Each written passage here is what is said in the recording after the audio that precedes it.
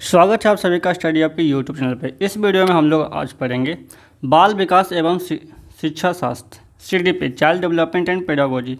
ये मैं बता दूँ, ये जो आप यदि आप सीटेट का प्रिपरेशन करें तो सीटेट पेपर 1 पेपर 2 दोनों में काम आएगा आपको, लेकिन मेनली ये जो है ये सीटेट पेपर 1 का प्रीवियस ईयर का क्वेश्चन है। इसमें हम लोगों ने 15 तक का प्रैक्टिस कर लिया था और आज हम लोग करेंगे 16 से प्रैक्टिस करेंगे। यदि इससे पहले का वीडियो नहीं देखा तो हमारे चैनल पर अवेलेबल है, आप वहाँ पर जा के देख सकते हैं। यदि आप मेरे चैनल पर नए हैं तो मैं बता दूं, चैनल को सब्सक्राइब नहीं किया है तो आप सब्सक्राइब कर लीजिएगा, क्योंकि आपको तक नोटिफिकेशन मिलती रहेगी। तो चलिए 60 नंबर प्रश्न शुरू करते हैं। और 16 नंबर प्रश्न यहाँ पर कह रहा है कि वह अवस्था जब बच्चा तार्किक रूप से वस्तुओं व घटनाओं के विषय में चिंतन प्रारंभ करता है तो संवेदी प्रेरक अवस्था होता है, औपचारिक संक्रियात्मक अवस्था होता है, पूर्व संक्रियात्मक अवस्था होता है या मूर्त संक्रियात्मक अवस्था होता है। यानी किस अवस्था में बच्चा तार्किक रूप से वस्तुओं व घटनाओं के विषय में चिंतन प्रारंभ कर देता है, बताइए। बहुत ही बढ़िया सवाल है ये। 60 नंबर का आंसर करें तो 60 का आपका राइट आंसर हो जाएगा 4, पूर्व संक्रियात्मक अवस्था। यानी बालकों में बुद्धि के क्रमिक विकास को जीन पियाजे ने 4 अवस्थाओं में विभाजित किया है। इंद्रिय जनित गामक अवस्था पहला, जैसे इंग्लिश में बोलते हैं सेंसरी मोटर, जन्म से 2 वर्ष तक, ठीक है। 0 से 2 वर्ष कभी मत कीजिएगा, हमेशा जन्म से 2 वर्ष कीजिएगा, ठीक है, बर्थ से 2 वर्ष, चलिए, ठीक है। और दूसरा है आपका पूर्व संक्रियात्मक अवस्था, प्री ऑपरेशनल स्टेज, 2 से 7 वर्ष तक।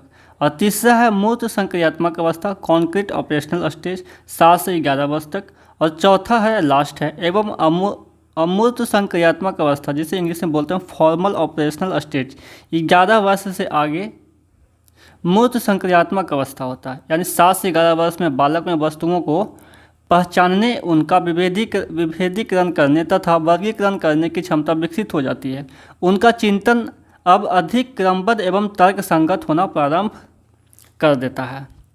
तो सेक्शन का राइट आंसर होगा फॉर। ये बहुत ही अच्छा क्वेश्चन है, बार बार आने की संभावना रहता है। इसका समझ आपको हो गया तो आप ऐसे कई प्रश्नों का उत्तर दे सकते हैं। चलिए क्वेश्चन नंबर 17 का यहाँ पे देख रहे हैं कि एक शिक्षक अपने लोकतांत्रिक स्वभाव के कारण विद्यार्थियों को पूरी कक्षा में कहीं भी बैठने की अनुमति देता है।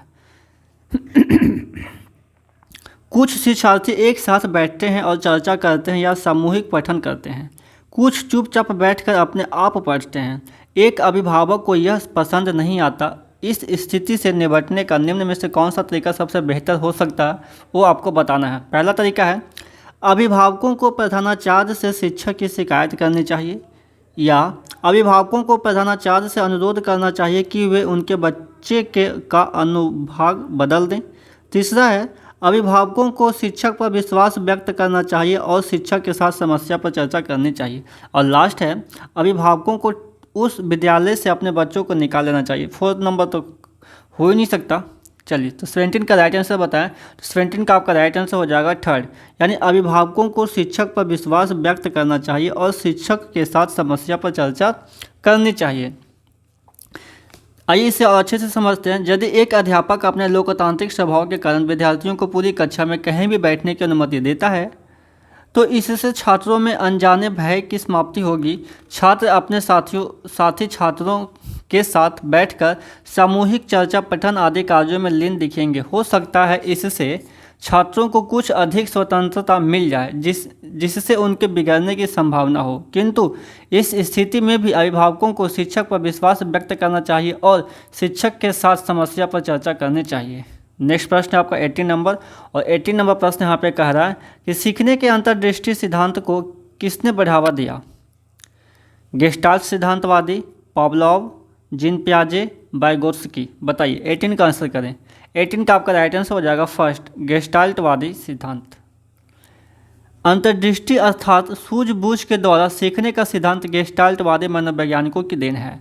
इन मनोवैज्ञानिकों में वर्देमेयर, कोहलर, कोपका और लेविन के नाम विशेष रूप से उल्लेखनीय हैं।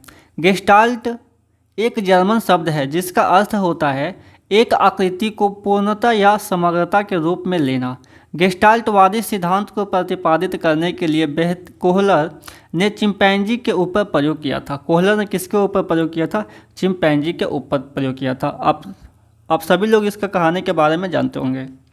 चलिए नेक्स्ट प्रश्न में चलते हैं। 19 नंबर, बच्चों के बौद्धिक विकास की 4 विशिष्ट अवस्थाओं की पहचान की गई।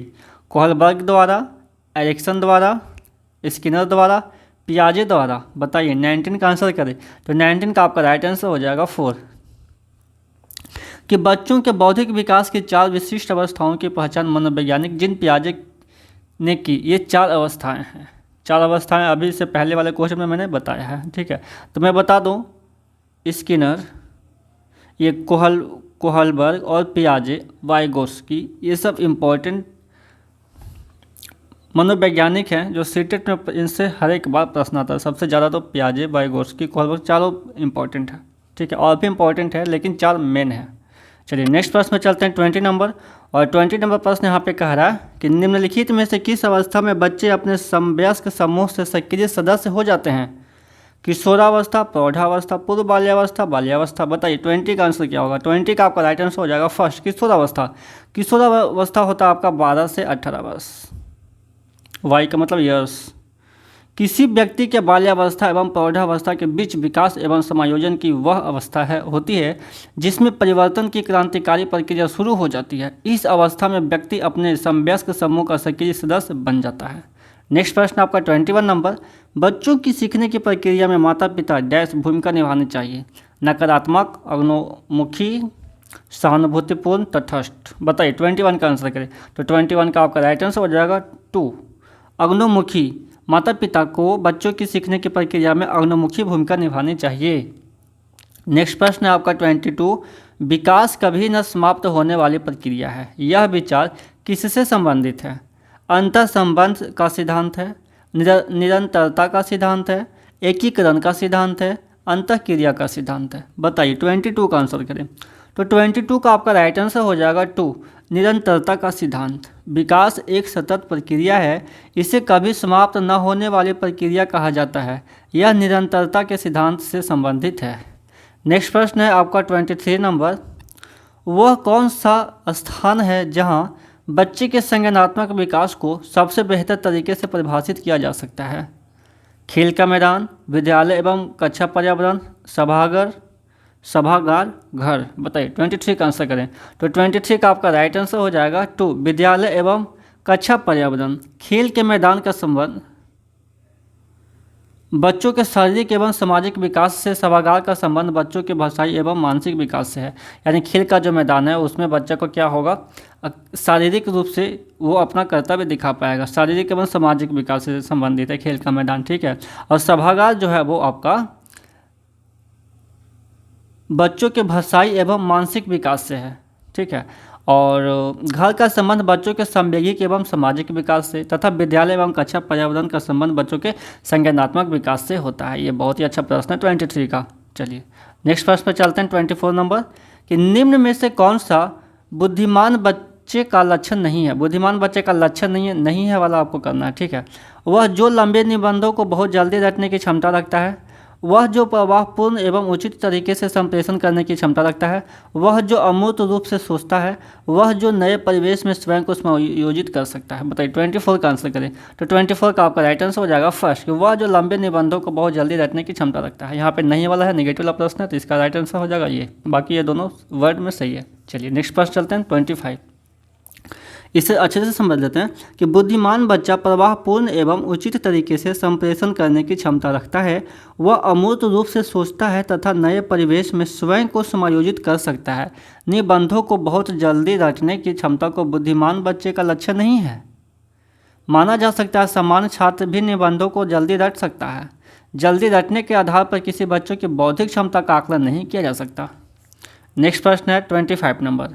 25 नंबर प्रश्न यहाँ पे कह रहा है कि डैश के स्थान पर चारों में से क्या आएगा वो आपको बताना है। को एक अभिप्रेरित शिक्षण का संकेतक माना जाता है। कक्षा में अधिकतम उपस्थिति, शिक्षक द्वारा दिया गया उपचारात्मक कार्य, विद्यार्थियों द्वारा प्रश्न पूछना, कक्षा में एकदम खामोशी। बताइए 25 का आंसर करें तो 25 का आपका राइट आंसर हो जाएगा थर्ड, विद्यार्थियों द्वारा प्रश्न पूछना। अभिप्रेरणा विद्यार्थियों में पढ़ाई तथा अन्य कार्यों के लिए रुचि पैदा करने तथा उनमें जोश भरने की कला है। छात्र यदि अध्यापक से प्रश्न पूछते हैं तो वह अभिप्रेरित शिक्षण का संकेत है, क्योंकि छात्रों द्वारा प्रश्न पूछकर अपनी जिज्ञासा शांत करना अभिप्रेरणा का एक उदाहरण है। नेक्स्ट प्रश्न है आपका 26 नंबर, और 26 नंबर प्रश्न यहाँ पे कह रहा है कि निम्न में से कौन सा बच्चे की सामाजिक मनोवैज्ञानिक आवश्यकताओं के साथ संबंध नहीं है। सामाजिक अनुमोदन अथवा सराहना की आवश्यकता, संवेगात्मक सुरक्षा की आवश्यकता, शरीर से अपशिष्ट पदार्थों का नियमित रूप से बाहर निकलना, सान्निध्य यानी संगति की आवश्यकता। बताइए 26 का आंसर करें। तो 26 का आपका राइट आंसर हो जाएगा थर्ड, कि शरीर से अपशिष्ट पदार्थों का नियमित रूप से बाहर निकलना, ये संबंध नहीं है सामाजिक मनोवैज्ञानिक से। ठीक है, उसमें इसका क्या रोल है भाई, कुछ नहीं। नेक्स्ट प्रश्न आपका 27 नंबर, और 27 नंबर प्रश्न यहाँ पे कह रहा है कि मन का मानचित्रण संबंधित है, किससे संबंधित है। बोध यानी समझ बढ़ाने के तकनीक से, साहसिक कार्यों की क्रिया योजना से, मन के चित्र बनाने से, मन की क्रियाशीलता पर अनुसंधान से। बताइए 27 का आंसर करें। 27 का आपका राइट आंसर हो जाएगा 4, मन की क्रियाशीलता पर अनुसंधान से। नेक्स्ट प्रश्न है आपका 28 नंबर।